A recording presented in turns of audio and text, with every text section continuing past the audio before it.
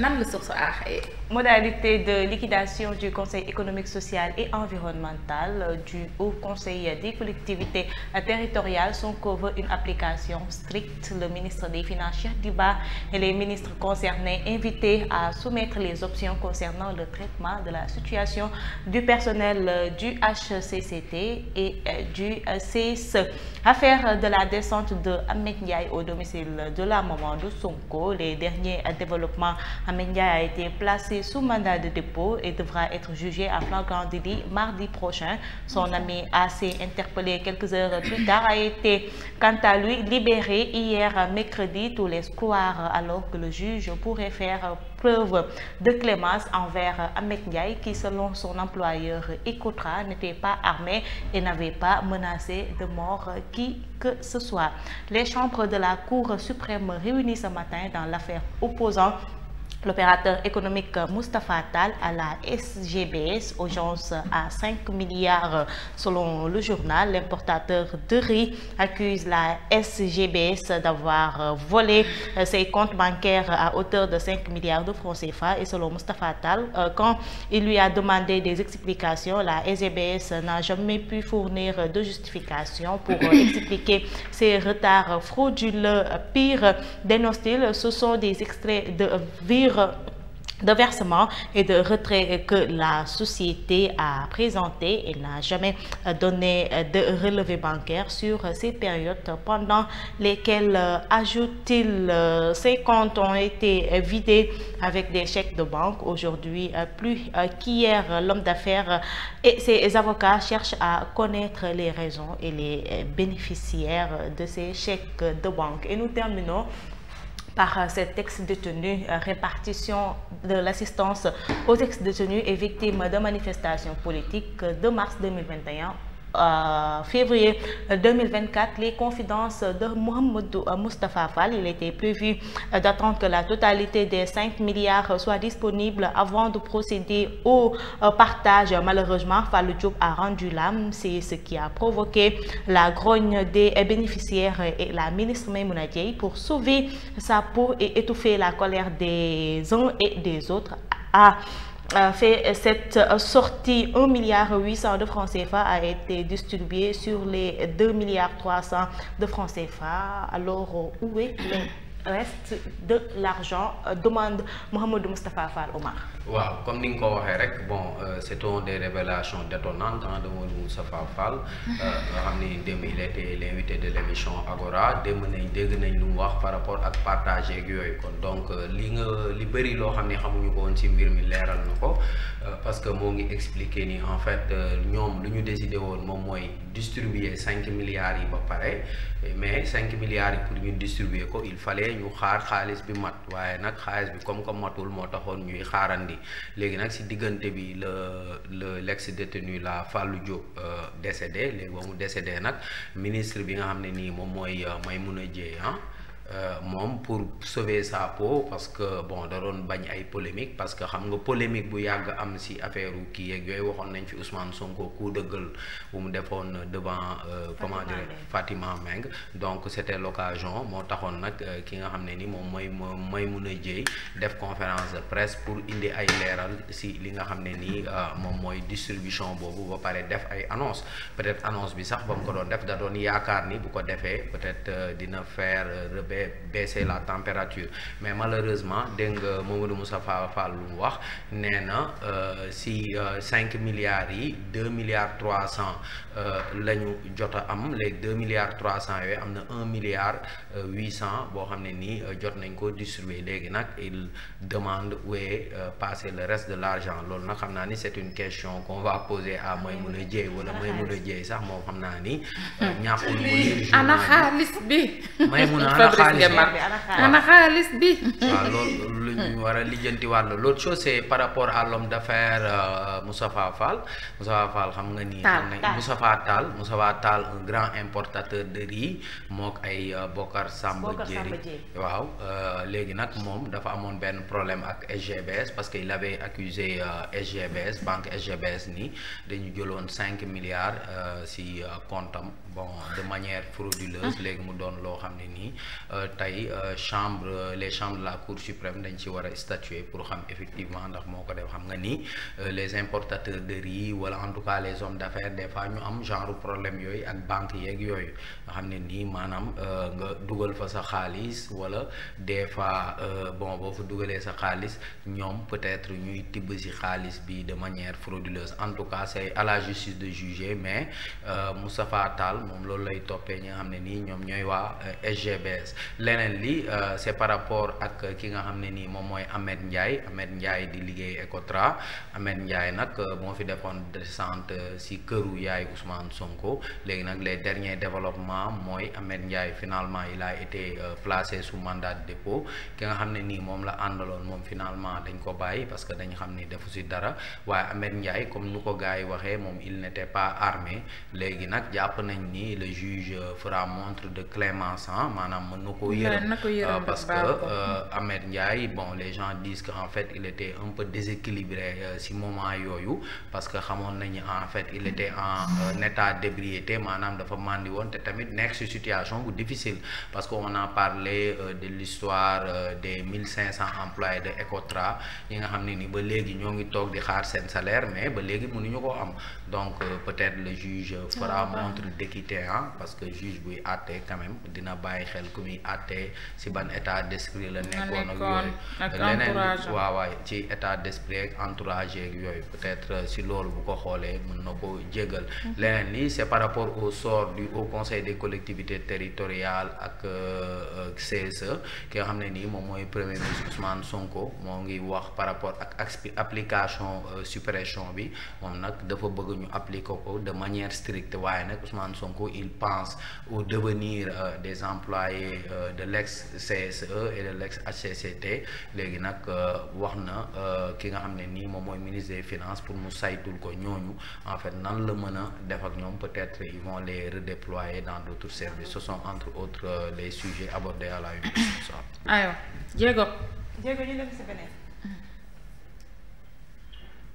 Le quotidien ci xëtam bu njëkk ñëwaat na ci mbirum général Kandé le décret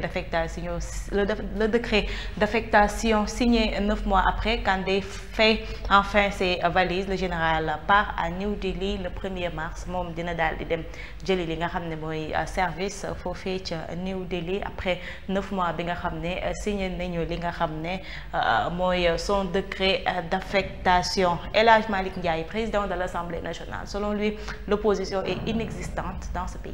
voilà maanaam dëkk bi amul opposition. suspense Bougane wooteetul. Bougane day dem Gambie nee na day dem investir Gambie. Gambie lay dem investir. Adama Barrow. waaw maay sa première cliente. ndax man tam dama am envie génn dëkk bi. jéego duñ dem. changer air tuuti. waaw ñu dem génn kii. ñu dem génn Gambie dem Gambie toog fa liggéey.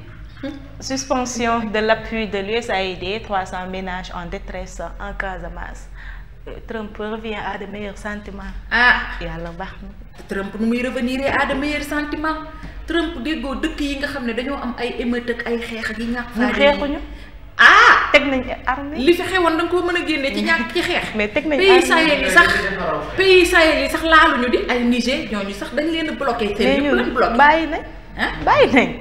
jàmm ñëwaat na dellu si la ci réew mi. Sénégal xeexatuñu liñ doon ki ñu doon xeex dem na ba ñu fi kay xeexatuñ. waaw mais Sénégal xanaa moom waa kay morosité économique baaxul. nee nañ ñàkk baaxul si waaju baax. day tas këram xolam di jaax.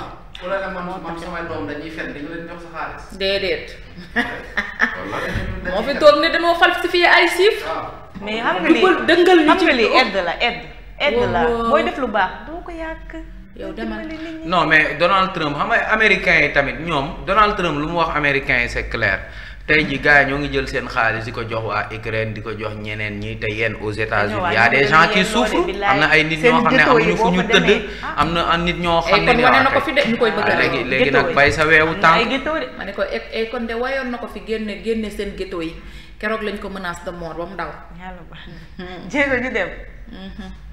Vox Populi moom ñëw na ci bawam màggal bi soxna Mame Diarriétoulahi mu ne qui est Mariama Bousso Diarriétoulahi, le portrait de la mère du fondateur du mouridisme, une lignée dont l'origine chérifienne attestée remonte jusqu'à l'imam Hassan, fils de Ali, fils de Abou Talib. Sa piété pure lui a valu le surnom de Diarriétoulahi, voisine de Dieu.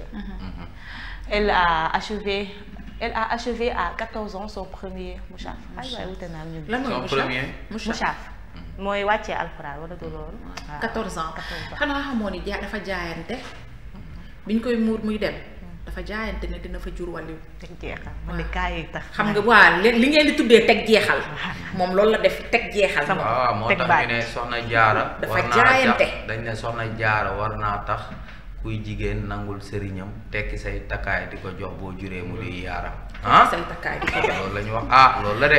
tekki say takkaay di ko jox tekki say takkaay dañ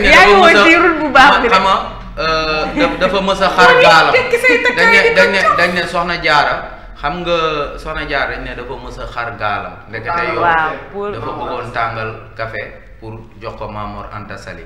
soxna jaara benn jour Mamor Anta Sali di génn ne ko teel ma nii comme xawma sàkket bi nii ne ko teel ma nii léegi Mamor wax na ko teel ma dem na fàtte na loolu comprendre nga soxna jaara fanaan si taw bi ba Mamor Anta Sali ba mu yeewoo si la ko gisee dafa tiit comprendre nga benn jour Mamor Anta Sali jékki-jékki na jub jël fasam dugg si lu dox lu sori ne soxna jaara li muy woote bu nekkee dëgg la dina ma fekk ba fii comprendre nga indil ma sama xéewal comprendre nga soxna jaara ba mu paree gisul Mamor Anta Sali jël xéewal gi teg ko si bopp bi il paraît que loolu teg ko si tàngaay bi ni si tàngaay loo xam ne pour mu tàng di wër te noonu la fekkee ki nga xam ne nii moom mooy mu ngi mel ni nga ni Thiès ba ni àllu kaañ waa kay muy doxee Thiès ba àllu kaañ moo tax ñu ne leen moo tax ma ne la maanaam jaara fu mu amati jigéen sëy du caaxaan quoi parce que nit boobooy sëy da ngay sëy te yàlla tax comprendre nga jàpp ni ki may sëyal yàlla moom moo ma ko booleel yaa ngi dégg waaye si sama biir sëy bi mën naa si dugg àjjana léegi si biir jaayante boobu noonu ngay jaayante si la yàlla maye ay wëlli wag yooyu mais jigéen boo xam ne sa jëkkër mais jigéenu tey moom ñu jël nag wala laaj rek tekki ay takkaay di ko jox boobu daal tekki ay takkaay di ko jox boobu nang ci génn ba set loolu wala fal la loolu waxuma ko de du samay wax d'accord waaye dama lay wax rek génn si yooyu nga nekk yow neel nekkoo si loolu rek ñi ñi fi nekkul ci loolu ñan la tekki loolu léegi ngay tekki say takkaay di ko jox loo wax ngeen dama ne loolu mu ngi fi am ba léegi. gis nga maam Jaara bi muy dem dafa ubbi kaamil bi mu yem ci laay ji suñ borom naan yonent dootul wàcc mu tëjaat kaamil mu ne bu yonent doon wàcc moom lay jaar loolu mooy jaayante loolu la def bi muy dem dafa jaayante mais léegi xale yi du jaayante de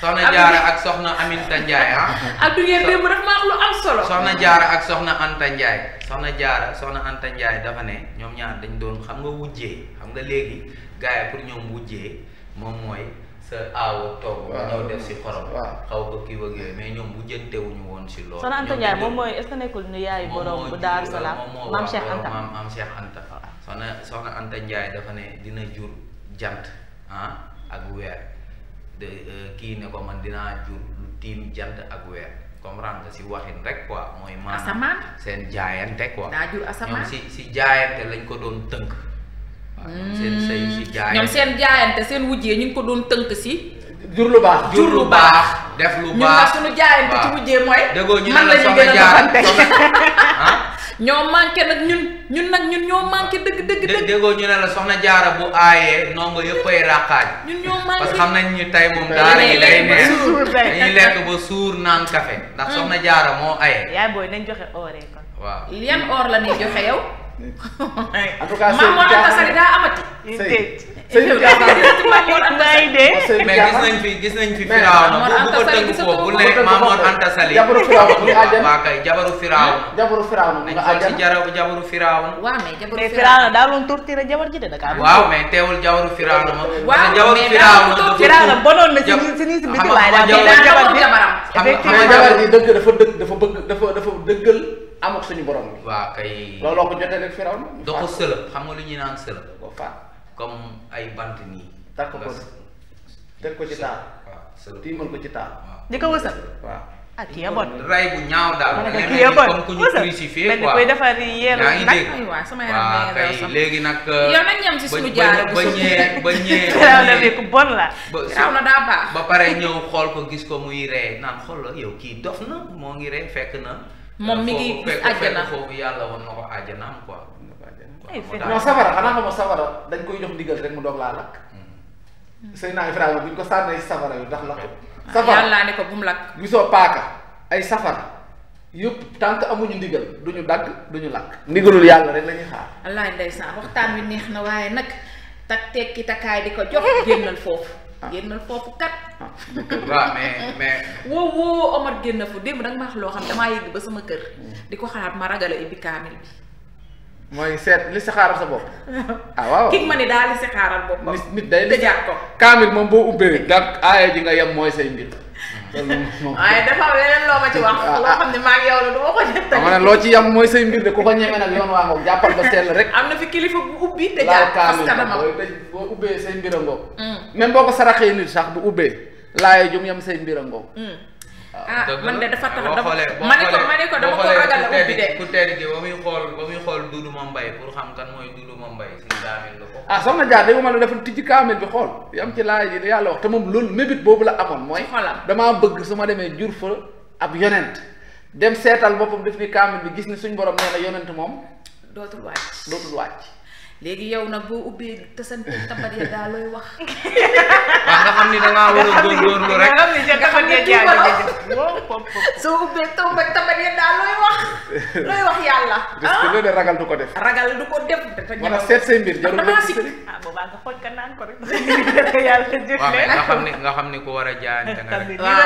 nga ne lii la yàlla jagleel. naa fexe nag ba jagle gii ma def ay sarax def ay wird ba yàlla kii waat ko xanaa loolu ay ca demal.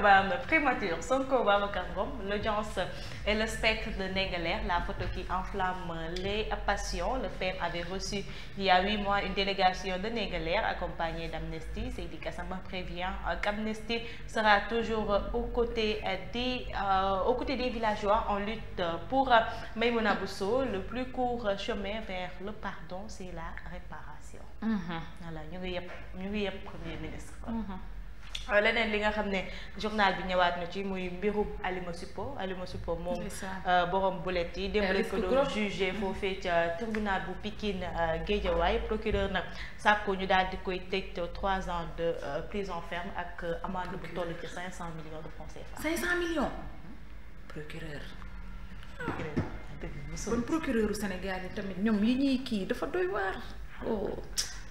Après le Rio Baobab, un autre braquage spectaculaire à Touba, 12 bandits armés et encagoulés attaquent une station. Les vigiles subissent un sale quart d'heure, des millions de francs CFA emportés. ak français ba ñu fekk Mbour. këram. poignardé ko daal di koy jàpp si drame à Mbour. le tueur jàpp nañu ko sax defe naa ne. aywa nañ ko jéego ñu dem. yow moom ñëwaat na ci Ahmed Ndiaye agresseur Ousmane Sonko li nga xam ne kii wala boog kii attaqué woon ko Ousmane Sonko moom fi mu toll nii dañ ko daal ci mandat de dépôt waaye bu ñu sukkandikoo ci yaayam li nga xam ne moom il n'a jamais accepté sa mère parce que da kaa déclaré woon morte depuis 94 yaayam nag nee na dina daal di dem seeti famille premier ministre daal di ñaan lekk. te moom daal di woon yaayam dafa gaañu moom ku góor nañ bàyyi doomu jaamur yi ñuy chargé waaye. yàlla ñu koy chargé. Picard li ma doon wax sa xeex ba. c'est sa vie privée ou fait. arrière de bourse. étudiant yaa ngay xeex waxoon naa la master bi ñoom la depuis démb ba tey. ñoo ngi xeex ak policiers yi. Casamance squatte dans la campagne de commercialisation de l'arachide. La Sonacos peine à acheter les récoltes des paysans. dañoo bañ paysans yi dañoo bañ am na ci ñu bëri ñoo xam dañoo bañ bëggu doo jaay. ñu dem ba ci fa mën a ak Modiña ku leen di jubóole. lan moo leen jotee. daal li ñuy guerre édito la ñuy def Mody Niang bindaan nee na ko encore non Bachir le Sénégal n'est pas né le 24 mars 2024. ku wax loolu. Mody Niang mais man paa yi xam nga Mody Niang xam nga dinaa wax. Mody Niang Adama Gaye ñoo ñu war a may jàmm.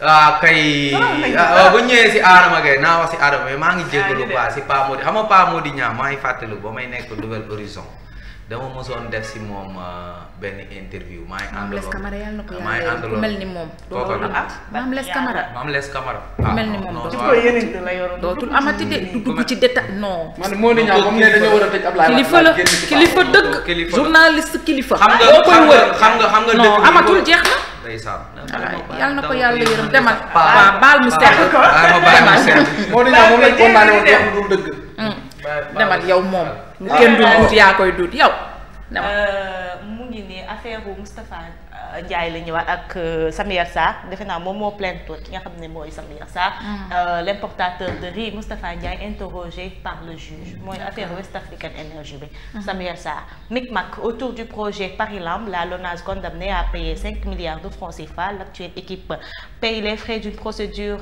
intentée devant les tribunaux depuis octobre 2023 comment le GIE Paris-Lutte et Paris-Lamb a été roulé dans la farine après un contrat de partenariat signé le 20 janvier 2024.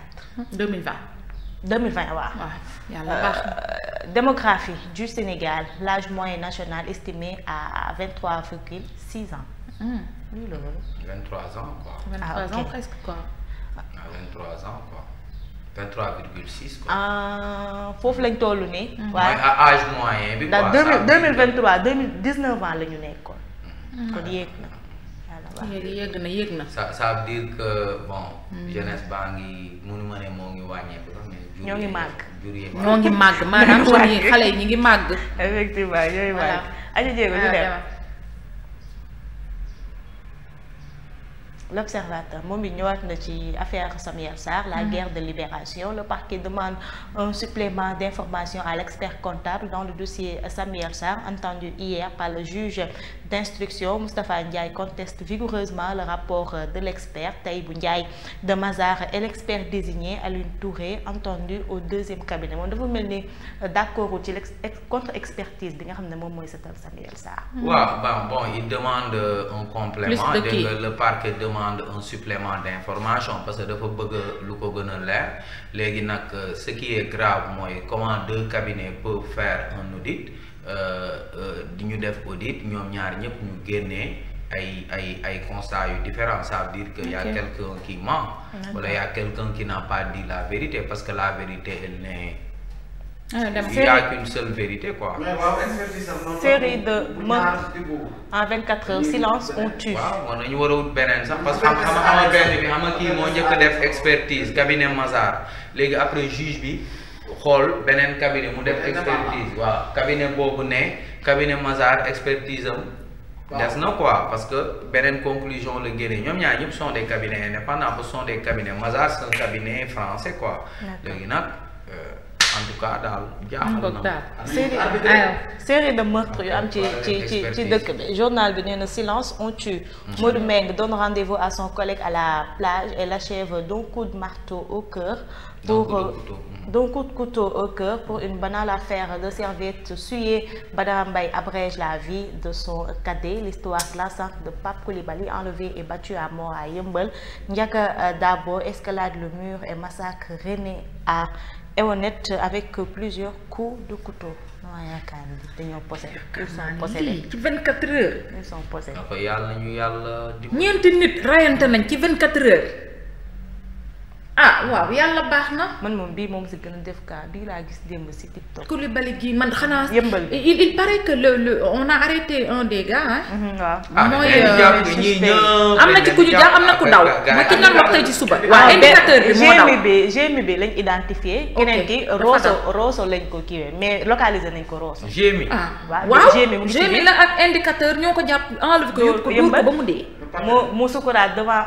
bi mu kiiwee nag bi muy sukuraat si kanam. mais moom xanaa la lañ xaaral ni nga ko doon toppee wala pour jàpp ko def ko loolu. xoolal Les Échos moo si ñëw après jéego ñëwal ñu dem si Les Échos.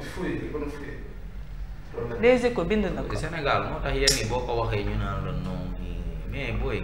en tout cas il a tout avoué devant sa petite amie de avant muy dee parce que si kanamam la doon sukuraatee. non violence bi dafa war a surtout la violence. mais la violence policière. des na journal bi des na. Les Échos. Diego c'est bon ñu dem Les Échos. c'est bon ah. waaw daa mel ni dafa am souci technique. il a des soucis techniques. waaw dafa am souci technique donc. c'est fou c'est fou c'est fou c'est fou. yàlla baax na waaw c'est fou. c'est bon Aminata. waaw c'est bon waaw kii sama di dóor nit ba mu faatu en plus sama mbokk la metti na ma de non nee na les échos ñëwul. est-ce que waaw ñëwul nee na ok merci beaucoup ma belle seral nga ma sax nag. seral nga ma.